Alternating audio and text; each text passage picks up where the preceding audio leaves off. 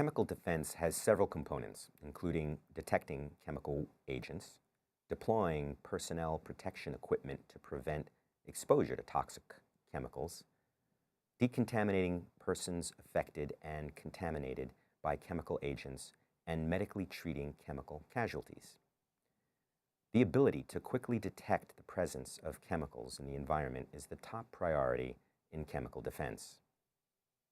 For this purpose, handheld chemical detection equipment is available to rapidly identify the presence and type of chemical agent.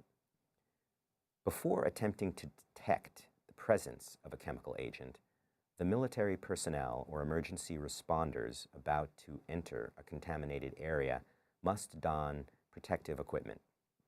Detectors allow personnel to identify the type of agent, whether nerve agent, blister agent, or common industrial chemical.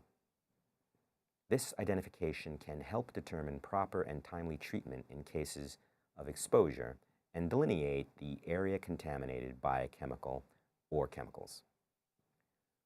Once the presence of an agent is known and the extent to which it is contaminated in an area has been delineated, other first responders can don personal protective equipment and enter the affected area in order to immediately undertake two activities: to find and assist victims affected by the contaminant and to erect a communal shelter into which victims can be conveyed for immediate emergency treatment and decontamination.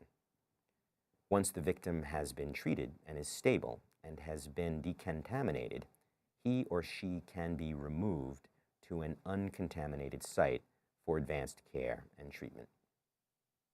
Personal protective equipment includes protective masks and full-body protective suits to prevent chemical agents from being inhaled or absorbed through the skin and other membranes. Such equipment is cumbersome and can impede fighting capability in a battlefield environment, and can also impede the movement of responders in an emergency. Ideally, victims of a chemical attack are decontaminated before being conveyed to a site that has not been contaminated by chemicals to ensure the safety of medical personnel who are responsible for advanced treatment of chemical victims.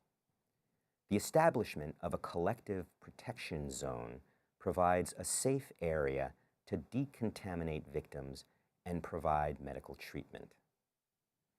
Chemicals can cling to the skin and clothing, creating secondary exposure hazards for medical personnel. However, exposure to nerve agents requires immediate injections of antidote, and decontamination may have to be temporarily delayed.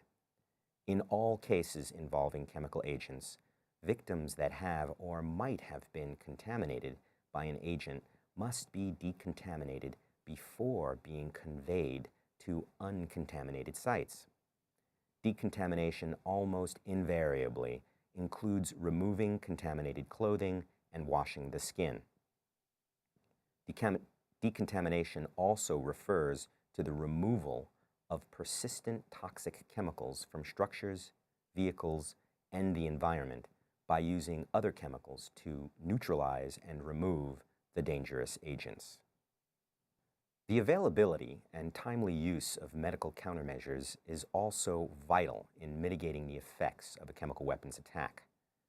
Standard protocol includes resuscitating the victim and maintaining breathing, administering drugs or antidotes if possible, decontaminating the victim, and transferring the victim to a hospital where they can receive more comprehensive care. For some chemicals, such as chlorine or sulfur mustard, no antidotes exist. Treatment, therefore, consists of a combination of decontamination to prevent additional damage and treatment of the symptoms, such as respiratory support. For agents such as hydrogen cyanide and nerve agents, antidotes do exist, but their effectiveness depends on how quickly they are administered.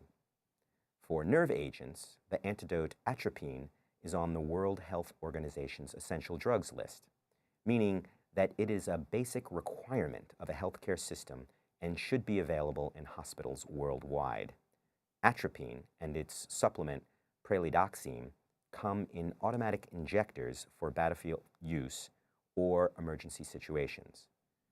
This picture shows the Mark I auto-injector used for the injection of atropine and pralidoxime to treat poisoning caused by nerve agents used in chemical warfare. Exposure to nerve agents causes muscles to become weak, including the muscles that help a person breathe. Atropine blocks certain receptors to obstruct this effect.